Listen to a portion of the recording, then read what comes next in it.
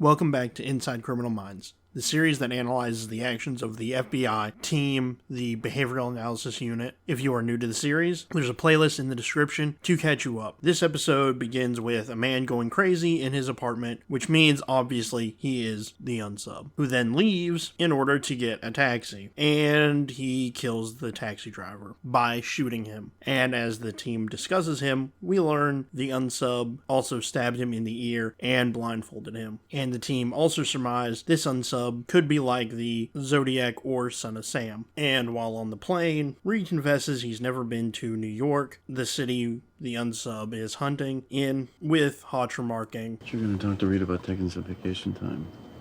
That's vacation time.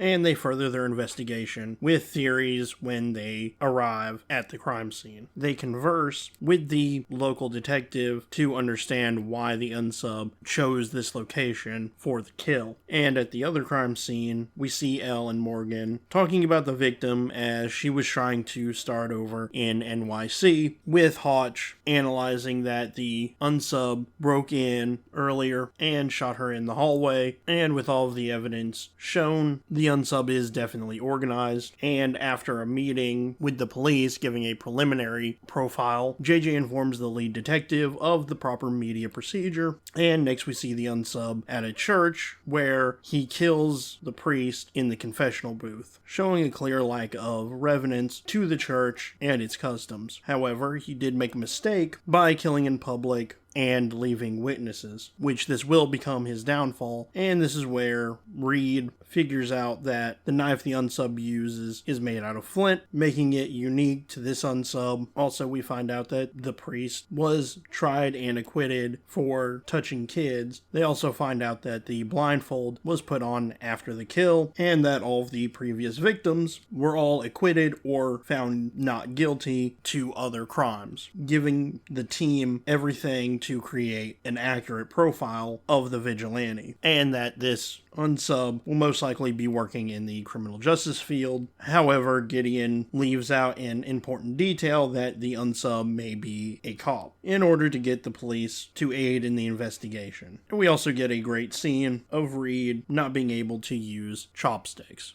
Can I get a fork, perhaps? Did you know that experts credit Confucius with the advent of the chopstick? He equated knives with acts of aggression. You don't know how to use them, do you? It's like trying to forage for dinner with a pair of number 2 pencils. Which is a good way to show Reed's incompetence in something physical. However, during the meal, Gideon is informed of another murder of a cop killer. And of course, the media is deifying him, and Reed bringing up the fact that this unsub hasn't contacted the media. But next, Garcia narrows the list to a specific courthouse that sees... Do you have any idea how many cases? 122,998 cases a year.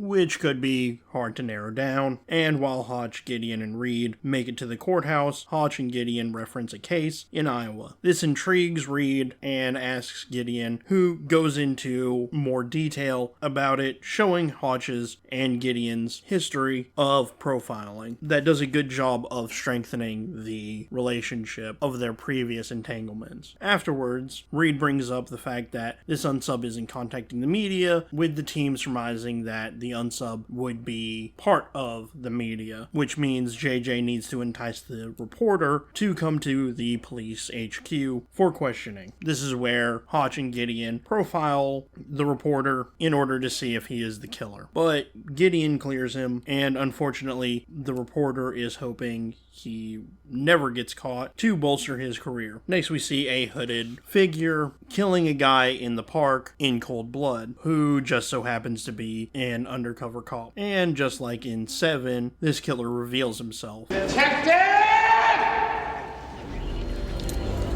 You're looking for me.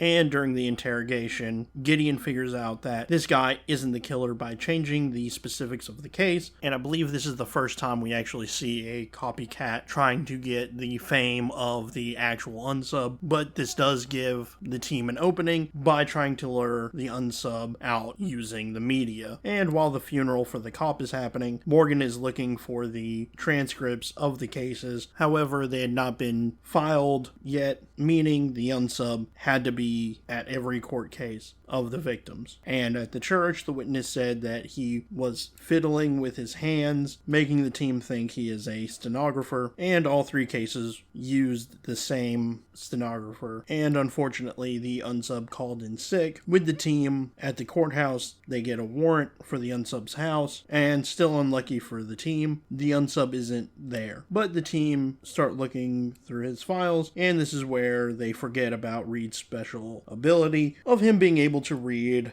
faster than anybody else. You look too young to have gone to medical school. There are PhDs, 3 of them. What are you, a genius or something? I don't believe that intelligence can be accurately quantified, but I do have an IQ of 187 and eidetic memory and can read 20,000 words per minute. Yes, I'm a genius. Excuse me, can you actually read that fast? Our conscious minds can process 16 bits of information per second. Our unconscious, however, can process 11 million. Yes, I can actually read this fast. And this isn't the last time this happens, but Reed does find the next potential victim, which is proved correct after Gideon calls and the unsub bursts in the door, holding him at gunpoint. And when Gideon and Hodge get to the scene, they try to talk the unsub down, and this almost works, but then the cops shoot him, ending this episode on a dour note. This episode was very much a filler episode, other than the small amount of backstory with Hodge and Gideon, but that's somewhat typical for the first season of most shows. Very rarely in the first season do they ever have major character development, but it is still a good episode, despite the lack of anything about the main cast. And also, if you pay attention, you can actually see the unsub when they first go to the courthouse in the background, but you have to really look for him. And with that, thank you for watching. If you are interested in a spy who gets fired and his race to redemption, check out Burn to Notice, a separate series with the link that is down in the description. And with that being said, please like, share, and subscribe.